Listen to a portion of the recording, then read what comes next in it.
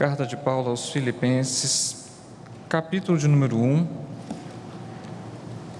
por favor. Nós faremos a leitura do verso de número 19 até o verso de número 26. Filipenses 1, verso 19 ao verso de número 26.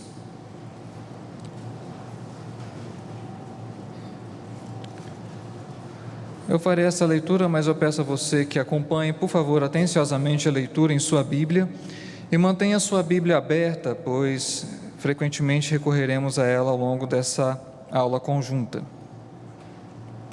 Filipenses 1, verso 19 a 26, nos diz assim: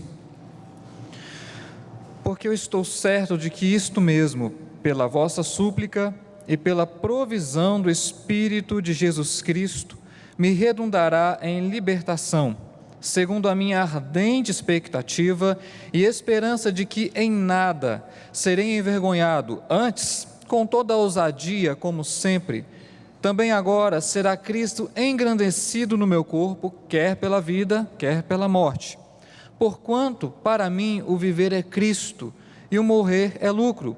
Entretanto, se o viver na carne traz fruto para o meu trabalho, já não sei o que hei de escolher. Ora, de um e outro lado, estou constrangido, tendo desejo de partir e estar com Cristo, o que é incomparavelmente melhor. Mas, por vossa causa, é mais necessário permanecer na carne. E convencido disso, estou certo de que ficarei e permanecerei com todos vós, para o vosso progresso e gozo da fé, a fim de que aumente quanto a mim o motivo de vos gloriardes em Cristo Jesus, pela minha presença de novo convosco. Vamos orar mais uma vez. Te exaltamos, ó Deus, pela leitura, pela Tua palavra. Pedimos, ó Deus, que através da iluminação do Teu Santo Espírito, sejamos todos enriquecidos e instruídos nesta manhã, pois talvez é um assunto, Senhor, de muitas dúvidas, e precisamos, ó Pai, compreender todas as matérias e as nossas questões e indagações à luz da Tua palavra. Por isso, Senhor, nós te pedimos que a Tua graça nos enriqueça nesta manhã, para que sejamos guiados a toda a verdade e na verdade, para que não sejamos agitados por qualquer vento de doutrina, mas estabelecidos e firmados no fundamento bíblico, possamos, ó Deus, ter segurança, ter paz, ter conforto, a respeito daquilo, ó Deus, que é o Teu propósito e a Tua promessa, que de fato nos traz segurança, como nós acabamos de cantar. Por isso, Deus, estabeleça-nos mais esta manhã, nas promessas, nas verdades, na exposição da Tua palavra, é o que nós te pedimos em nome de Cristo Jesus. Amém. Apenas trazendo algumas informações para os irmãos sobre essa questão do feriado de finados. Estima-se que hoje, amanhã, que é o feriado, na cidade de Goiânia, cerca de 400 a 500 mil pessoas vão aos cemitérios, levar flores e prestar as suas homenagens aos mortos. Na cidade de Joinville, por exemplo, que é uma cidade bem menor do que Goiânia, estima-se que um número de 180 mil pessoas, esse número de pessoas, esse pessoal vai amanhã, no feriado, nos cemitérios. E passando rapidamente ontem pelo supermercado, deu para ver a quantidade de pessoas comprando flores, e o supermercado estava cheio. O que isso nos mostra, irmãos, primeiro, que é uma necessidade de uma compreensão bíblica a respeito da condição do homem após a morte. Esse é um assunto que tem gerado muitas dúvidas, e o próprio feriado, a existência dele, deve ser uma cultura, uma tradição católica romana, que tem persistido no nosso país. Mas, além disso, também existem no meio evangélico ou em outros ramos sectários, doutrinas estranhas ao cristianismo, que fogem da Escritura, que falam sobre isso. E nós temos a doutrina do sono da alma, o aniquilacionismo, o universalismo, entre outras coisas. Nós falaremos brevemente sobre essas outras ideias, vamos fazer uma exposição prática do assunto, não apenas meramente teórico, pois quando os autores bíblicos falam sobre o assunto, ainda que de relance, e tocam nessa matéria sobre o que é conhecido na teologia como estado intermediário, eles não fazem com um interesse meramente intelectual.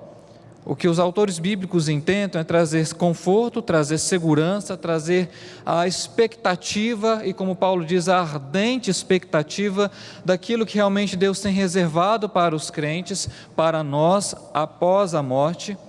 Mas talvez pressupondo aqui que parte do meu auditório, da igreja aqui, daqueles que estão presentes aqui, não são crentes, ou talvez aqueles que vão acessar o vídeo, ou estejam assistindo pela internet, não são crentes, nós não falaremos apenas sobre o estado pós-morte do crente.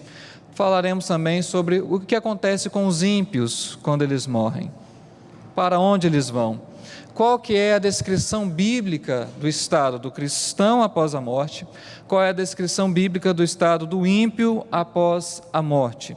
E para isso, então, nós vamos abordar principalmente dois textos. O primeiro deles já foi lido, que é o texto de Efésios 1, verso 19 a 26. Não vamos falar sobre todo o texto, mas aquilo que nos interessa dentro desse assunto do estado intermediário. E com três realmente perguntas. Primeiro, como é que o cristão deve encarar e deve enxergar a morte? De que maneira o cristão aguarda ou ele vê essa realidade? Em segundo, a pergunta é para onde o cristão vai quando ele morre?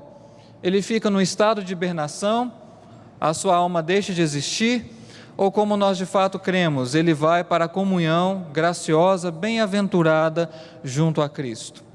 E obviamente nós sempre vamos tomar o ponto de partida bíblico e reformado para tratar desse assunto. Por último, como é que é esse estado? De que maneira Paulo e outros textos bíblicos que tocam nesse assunto nos mostram e nos falam, esses textos, sobre essa condição? E também falaremos sobre esses pontos basicamente em relação aos ímpios. Para onde eles vão? Como é que a Bíblia descreve o estado ou a condição dos não crentes após a morte? E para isso nós vamos falar depois do texto de Lucas, capítulo 16, verso 19 a 31, que vocês conhecem muito bem, a parábola do rico e Lázaro.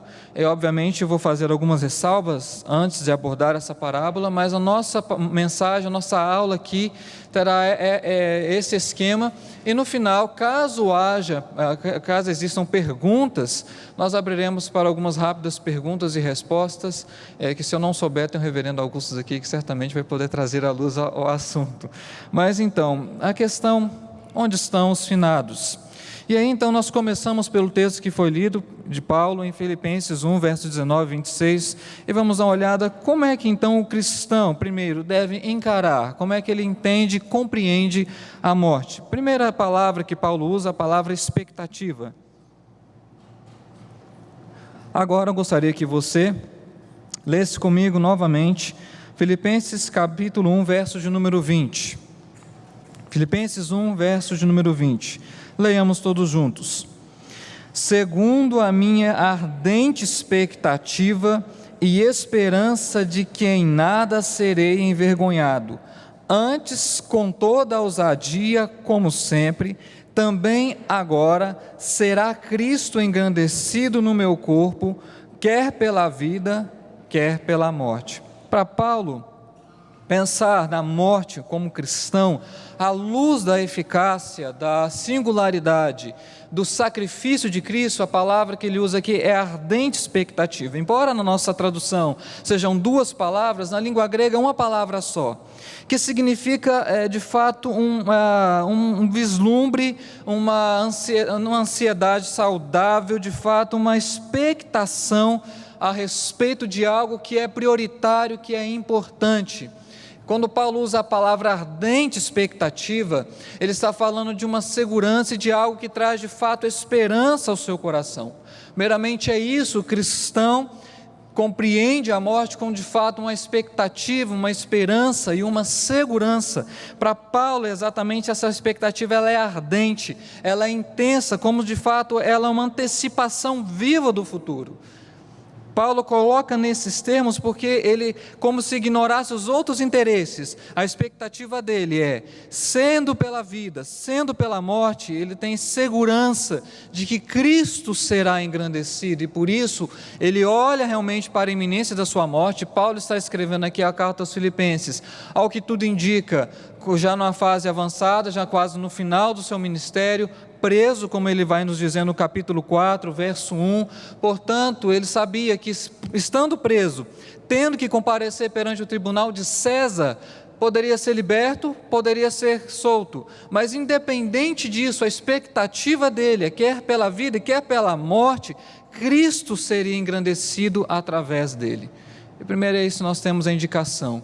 Nós olhamos para a realidade da morte com esperança, com expectativa, porque de fato ela aponta para a nossa salvação, de fato ela é uma antecipação da vitória que de fato Cristo nos garantiu na cruz sobre a morte, que apesar de morrermos, nós continuaremos vivos junto a Ele, esperando até que o número dos eleitos, que nós não sabemos qual, seja completo, que todas as coisas sejam consumadas, os mortos ressuscitem, para então habitarmos finalmente com Ele em glória durante toda a eternidade.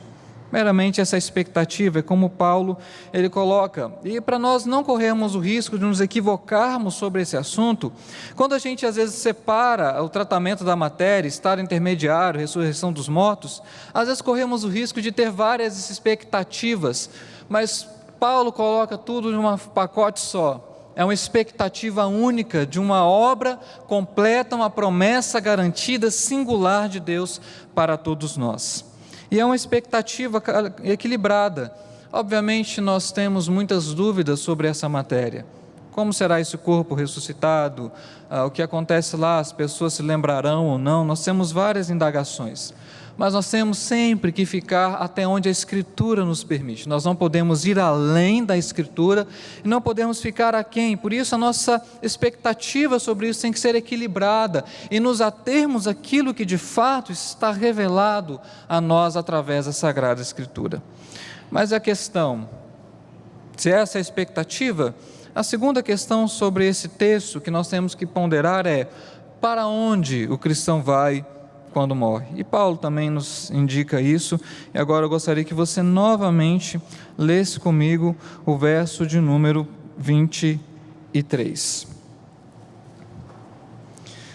Filipenses 1, verso de número 23, diz assim, vamos ler juntos? Ora, de um e outro lado, estou constrangido, tendo desejo de partir e estar com Cristo, o que é incomparavelmente melhor. Olhando o texto, Paulo coloca partir e estar com Cristo não como coisas separadas, ele coloca neste verso como sinônimos. É isso que a morte significa para o cristão, ele parte e vai estar com Cristo, em comunhão com o Senhor. E essas palavras dão claramente para nós a evidência de que, ao morrer o cristão, ele não vai para um estado de hibernação, de sono da alma, muito pelo contrário, a bem-aventurança dessa partida é que ele vai habitar junto a Cristo, ainda só em alma, mas ele vai estar junto a Cristo, e essa é a certeza de Paulo.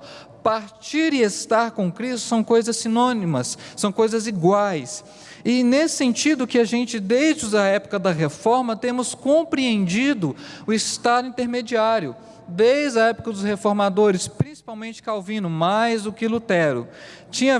Ele via esse estado como um estado de consciência, e Paulo coloca dessa forma, quando ele diz estar com Cristo, é o sinônimo da comunhão, de estar junto ao Senhor. E para nós entendermos melhor esse aspecto dessa estado intermediário, que é a habitação com Cristo, nós temos que entender que essa habitação com Cristo pressupõe e envolve três coisas importantes sobre o estado do cristão após a morte. Primeiramente, é um estado de comunhão, como Paulo diz aqui no Filipenses capítulo 1, verso de número 23, mais um outro texto, se você por favor puder abrir, nós vamos voltar a ele depois, Lucas capítulo 22, verso 42 e 43, na famosa passagem do ladrão na cruz. Nós também temos a indicação exatamente do mesmo princípio e verdade que Paulo expressa aqui, Lucas 22, verso 42 e verso 43.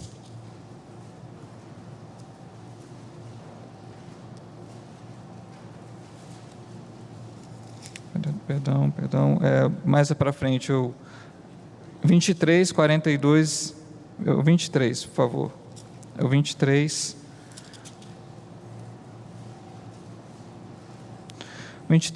42 e 43, obrigado pela correção, nos diz assim, acrescentou Jesus,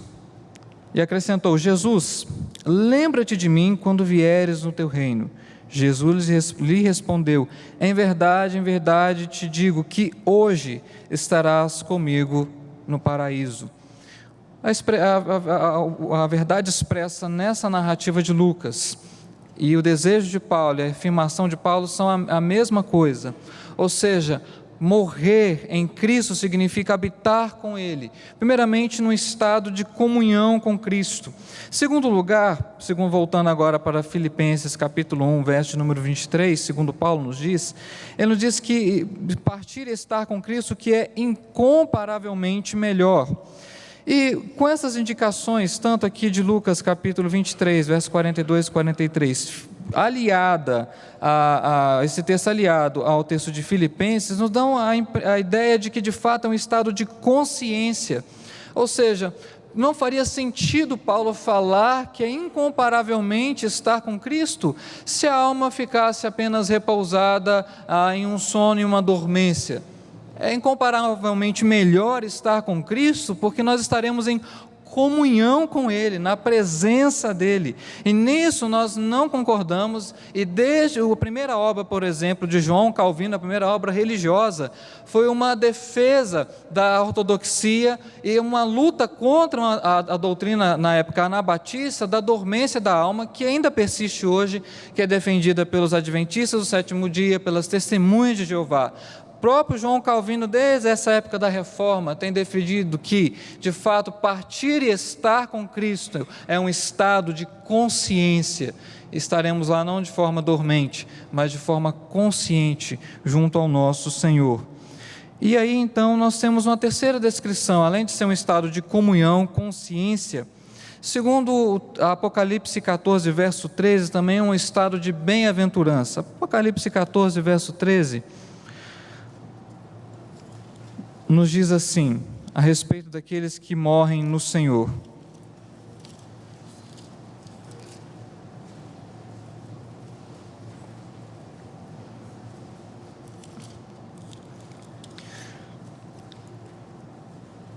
Então ouvi uma voz do céu dizendo, escreve, bem-aventurados os mortos que desde agora morrem no Senhor, sim, diz o Espírito, para que descansem das suas fadigas, pois as suas obras os acompanham.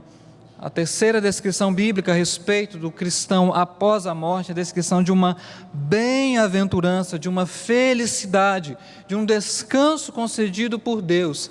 E essa é a descrição de Apocalipse, ainda que simbólica, daqueles que morreram no Senhor. Eles são bem-aventurados porque agora estão descansando em Deus.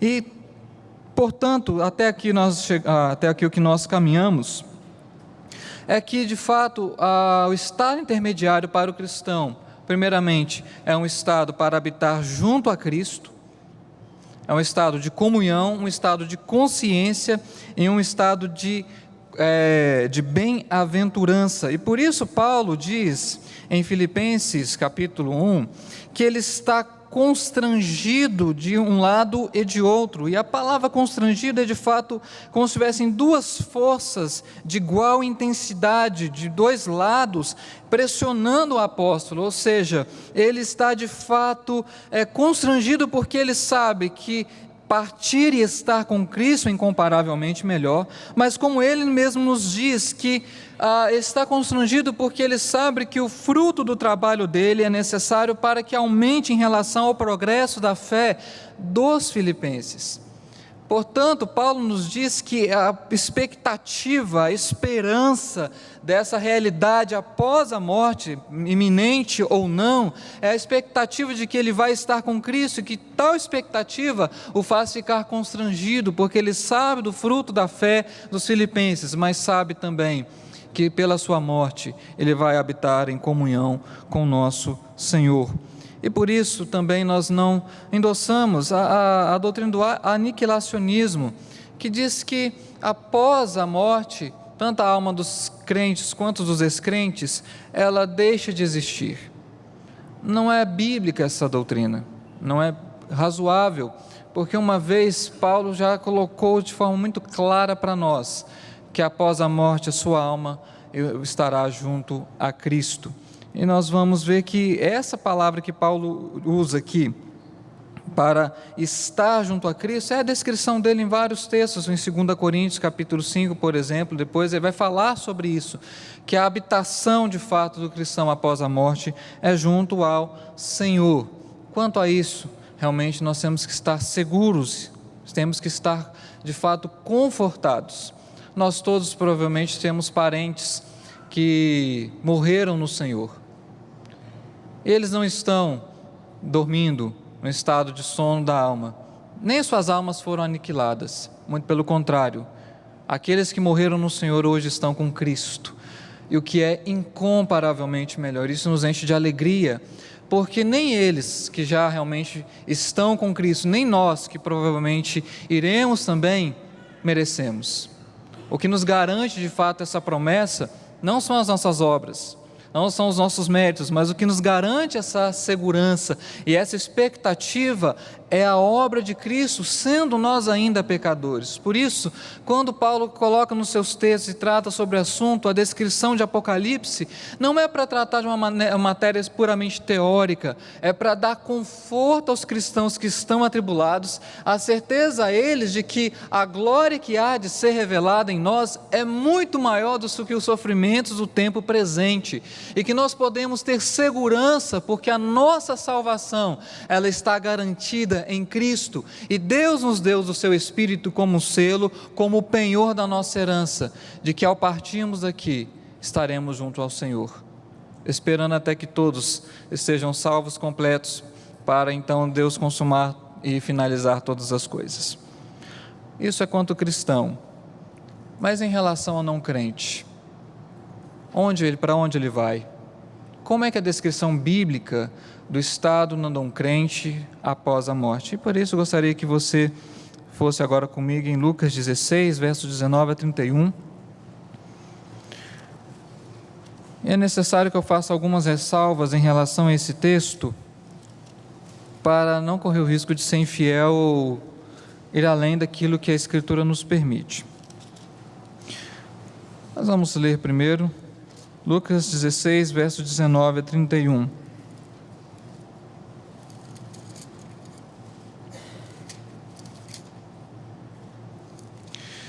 Diz assim: Ora, havia certo homem rico que se vestia de púrpura e de linho finíssimo e que todos os dias se regalava esplendidamente. Havia também certo mendigo chamado Lázaro, coberto de chagas, que jazia à porta daquele, e desejava alimentar-se das migalhas que caíam da mesa do rico, e até os cães vinham lamber-lhe as úlceras. Aconteceu morrer o mendigo e ser levado pelos anjos para o seio de Abraão. Morreu também o rico e foi sepultado. No inferno, estando em tormentos, levantou os olhos e viu ao longe a Abraão e Lázaro no seu seio. Então, clamando, disse: Pai Abraão, tem misericórdia de mim, e manda a Lázaro que molhe em água a ponta do dedo e me refresque a língua, porque estou atormentado nesta chama. Disse, porém, Abraão: Filho, lembra-te de que recebeste os teus bens em tua vida, e Lázaro igualmente os males. Agora, porém, aqui ele está consolado, tu em tormentos. E além de tudo está posto um grande abismo entre nós e vós, de sorte que os que querem passar daqui para vós outros não podem, nem os de lá passar para nós. Então replicou: Pai, eu te imploro que o mandes à minha casa paterna, porque tenho 5 irmãos, para que lhes dê testemunho, a fim de não virem também para este lugar de tormento. Respondeu Abraão: eles têm Moisés e os profetas, ouçam-nos. Mas ele insistiu: não, pai Abraão, se alguém dentre os mortos for ter com eles, arrepender-se-ão. Abraão, porém, lhe respondeu: se não ouvem a Moisés e aos profetas, tampouco se deixarão persuadir, ainda que ressuscite alguém dentre os mortos. A respeito dessa parábola, nós temos que ter algumas ressalvas. Primeiro que nós estamos tratando de uma parábola. As parábolas eram ilustrações a respeito de verdades que Cristo queria transmitir através de ditos e histórias que ele contava. Por isso, a gente não pode procurar nas parábolas uma descrição exaustiva ou uma exposição completamente teológica ou doutrinária exaustiva sobre qualquer assunto. São histórias contadas para ilustração. Além disso, temos que também ter em mente que o ponto principal dessa parábola é, de fato, a ineficácia da autojustificação, que no caso do rico era a respeito da sua riqueza. E todo esse capítulo 16 de Lucas está dedicado a falar da riqueza, a parábola do administrador infiel, a avareza dos fariseus, fala sobre o repúdio, e por fim, então, ele chega nessa parábola. Esse é o ponto principal da parábola, que nós não podemos perder de vista ao tratar da questão do estado intermediário quando olhamos para este texto. Ainda assim, com essas ressalvas, é impossível enxergar alguns indicativos a respeito do que acontece com os não crentes. Nós vamos usar este texto e outros para apoiar a ideia de que, de fato, quando um ímpio morre, o local que a Bíblia descreve, a palavra que ela usa para esse local chama-se inferno. E para nós olharmos isso, a própria parábola do rico e do Lázaro usa essa palavra no versículo de número 23, que é a mesma palavra que é usada em Apocalipse 6,8, e eis que olhei um cavalo amarelo e seu cavaleiro, e sendo este chamado morte, o inferno o estava seguindo. É a mesma palavra usada no capítulo 20 de Apocalipse, verso 14, então a morte e o inferno foram lançados para dentro do lago de fogo. Portanto, para onde o ímpio vai quando ele morre? Para o inferno. Essa é a descrição bíblica. Portanto, vale aqui dizer que aquele que não é crente, não se arrependeu, você que está me ouvindo e não vai se arrepender, não há outro local que a Bíblia diz que ele vai a não ser o inferno.